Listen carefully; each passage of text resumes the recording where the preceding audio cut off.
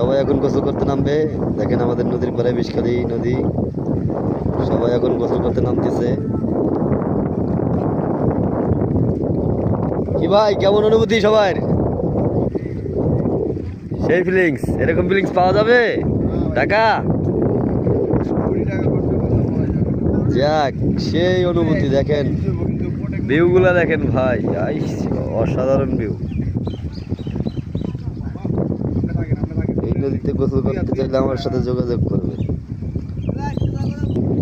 ভাই ভাল লাগতেছে?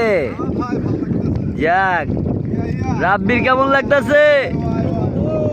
ভালো, সেই দেখলেই মন জুড়িয়ে যায়।